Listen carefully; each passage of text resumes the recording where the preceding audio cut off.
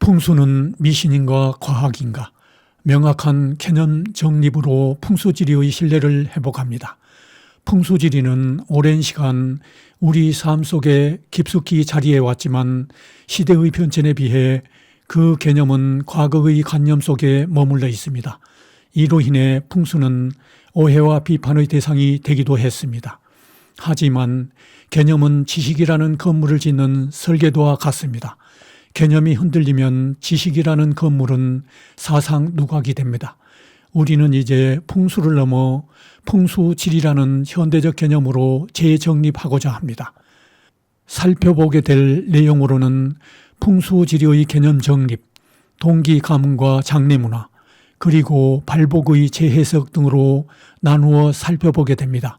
이번에는 풍수지리학의 혁신적인 패러다임이 될 새로운 개념의 정의를 다룹니다. 풍수라는 용어가 처음 등장한 것은 고대 풍수경정인 청호경입니다.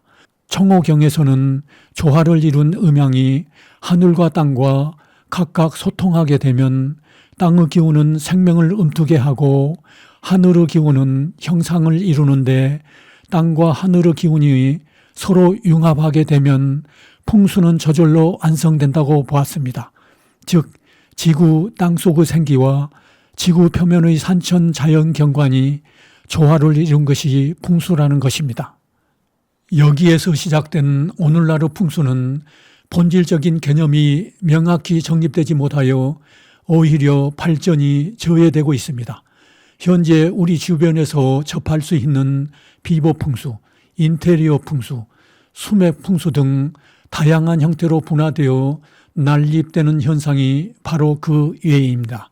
이제는 현대 과학 문명과 발맞추어 땅의 이치를 연구하는 환경과학으로서의 의미를 담아 풍수지리라는 명확한 개념으로 재정립해야 할 때입니다. 개념 재정립의 요인들은 많이 있지만 여기에서는 5가지로 나누어 살펴보기로 하겠습니다. 첫 번째, 과학의 발달입니다. 과학은 고대 그리스 철학에서 현대 양자역학까지 이르면서 현대의 고도화된 실증과학과 첨단 기술로 발전해 왔습니다. 그럼에도 풍수는 개념 정립도 제대로 하지 못한 채 옛 사상 그대로 머물러 있습니다. 그 결과 미신으로 취급하거나 신비주의나 의사과학으로 치부되는 경향이 있습니다. 풍수지리의 개념 정립이 풍수지리의 과학화와 현대화를 위한 첫걸음입니다. 두 번째, 사유의 전환입니다. 지금의 풍수가 지향하고 있는 어제도 그랬으니 오늘도 그럴 것이라는 경험적 사유는 특수한 상황에서만 통합니다. 이제는 구체적인 형상에서 보편적인 법칙을 추출하는 추상적 사유가 필요합니다.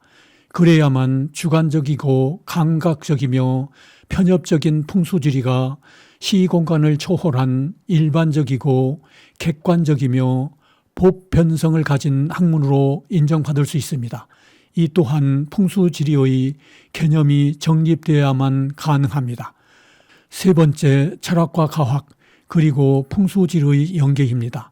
이 일분수는 성리학의 핵심 이론으로 우주의 근본 원리는 하나이지만 그것이 현실의 구체적인 사물과 상황에 따라 다양하게 나뉘어 나타난다는 뜻입니다. 이를 통해 인문학과 물리학, 풍수지리가 서로 다른 학문이 아니라 동일한 우주 질서에서 상응하는 관계임을 명확히 알 수 있습니다. 이 또한 풍수지리의 개념 정립이 되지 않고서는 안 되는 것입니다. 네 번째로, 풍수지리는 혈과 생기가 중심입니다. 풍수지리는 혈에서 자연의 생기를 받는 것이 목적입니다. 혈을 중심으로 하는 지리적 형상의 조화를 찾아야 진정한 인간과 환경의 조화를 이룰 수 있습니다. 혈의 생기는 지구 자체에서 생성된 것입니다. 혈의 성격을 규정하고 혈을 찾는 데는 객관적이며 보편적인 원리와 법칙을 적용해야만 95% 이상의 정확도를 가질 수 있습니다. 현 실정은 20% 미만의 정확도인 것으로 알고 있습니다. 이 또한 풍수지리의 개념이 정립되어야 가능한 일입니다. 마지막 다섯 번째로 발복은 운명론이 아닌 상호작용의 결과입니다.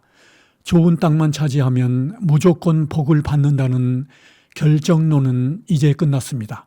발복은 자연의 선물인 생기와 인간의 도덕적인 실천인 덕과 노력이 만날 때 비로소 일어나는 시너지입니다. 이 또한 풍수지리의 개념이 정립되어야만 설명이 가능합니다. 발복에 대하여는 다음에서 다루겠습니다. 풍수지리의 개념을 정립하기 위해서는 먼저 풍수지리는 현대 과학에서 어떤 이치에 있는지부터 알아야 합니다. 학문의 최상위 개념인 우주의 질서, 즉 코스모스와는 어떤 구조를 하고 있는지부터 살펴보겠습니다.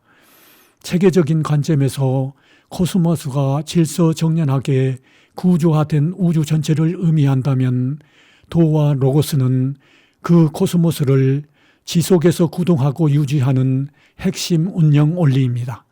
이 도식은 코스모스를 인류가 구현한 것 가운데 인문학, 자연과학, 풍수지리가 포함된 환경과학으로 한정하여 표현한 도식입니다. 학문적 최상위 개념인 코스모스는 단순한 물리적 공간이 아니라 혼돈에 대비되는 조화롭고 질서정연한 우주를 의미합니다. 이는 우주론적 관점에서 인간이 자연의 근본 원리를 이해하고 우주와 인간의 깊은 연결고리를 인식하게 해주는 철학적 개념입니다. 이러한 코스모스를 구현하는 것은 자연과 우주의 완벽한 질서를 번떠 인간의 삶과 사회를 가장 조화롭고 아름다운 상태로 만드는 것입니다. 구현이라는 말은 추상적인 우주의 질서를 인간의 구체적인 행동과 삶의 방식으로 번역해 낸다는 의미가 있습니다. 이 도식은 코스모스의 질서를 현실로 구현하는 인류의 접근 방식에 따라 세 영역으로 한정하여 삼축 구조의 상응을 표현한 것입니다. 첫째, 인문학은 인류가 우주의 질서를 본받아 능동적으로 사회 질서를 확립하는 덕의 영역입니다. 둘째, 자연과학은 우주가 구현한 물질을 인류가 적극적으로 연구하여 법칙을 활용하는 영역입니다.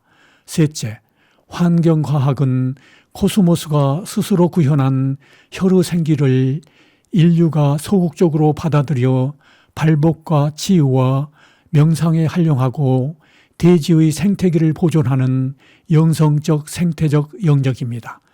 결국 인간의 덕과 노력, 과학의 물질, 풍수지리의 혈은 모두 하나의 우주적 질서가 각기 다른 영역에서 스스로를 증명해내는 통로인 것입니다. 환경과학의 생기에 대한 삼축구조의 상응을 나타내는 도식입니다. 이 세 가지 학문이 서로 상응한다는 것은 겉보기에는 완전히 달라 보이는 인문학, 자연과학, 환경과학이 결국 우주의 조화와 균형, 즉 코스모스라는 하나의 목적을 향해 긴밀하게 연결되어 있다는 뜻입니다. 이 세 학문 중 하나라도 빠지면 현실 세계의 균형은 깨지고 혼돈, 즉 카오스가 찾아옵니다. 바로 환경과학에서 대지의 생기를 받더라도 인문학적 성찰과 노력이 없다면 결국 균형이 깨져 불운이 올 수 있다는 이치와 같습니다. 환경과학은 대지의 혈을 통해 생기를 활용하는 실천을 담당하며 자연과학은 이 혈의 형성 원리를 분석합니다. 나아가 전통 풍수의 핵심인 동기 감흥의 전달 과정은 현대 물리학의 양자역학, 즉 원자 수준에서의 양자 충족과 얽힘 현상을 통해 과학적으로 메커즘을 규명해 나갈 가치가 충분합니다. 그리고 인문학에서는 이를 받아들여 도덕적 실천과 노력이라는 상응관계를 완성합니다. 이를 쉽게 말하면 인문학의 차가운 마음, 자연과학의 물질법칙, 풍수지리의 생기는 모두 원래 우주의 커다란 규칙이라는 하나의 뿌리에서 나온 형제들과 같은 것입니다. 그래서 우리가 자연을 아끼고 과학을 바르게 쓰며 서로 착하게 살아갈 때 세상은 비로소 완벽하고 행복한 놀이터가 되는 것입니다. 이를 바탕으로 풍수지리의 개념과 목적이 정립되는 것입니다. 결론적으로 이 두 도식은 코스모스를 구현하는 인문학 등은 이일 분수 철학을 그 사상적 기반으로 하고 인류가 이를 현실에서 실현하는 과정은 인류학, 자연과학, 환경과학이 유기적인 삼축 구조로 상응하는 과학적 실천을 통해 나타난다는 것을 표현한 도식입니다. 잠시 살펴보는 소나무는 290년 된 영월 설곡의 소나무입니다. 혈에서 생기를 받으면서 지금도 성장하고 있습니다. 이곳은 2026년 5월 17일에 탐방하면서 지리오결 이기론에 따라 조사한 결과입니다. 간인입수의 신술파로 화국왕룡혈입니다.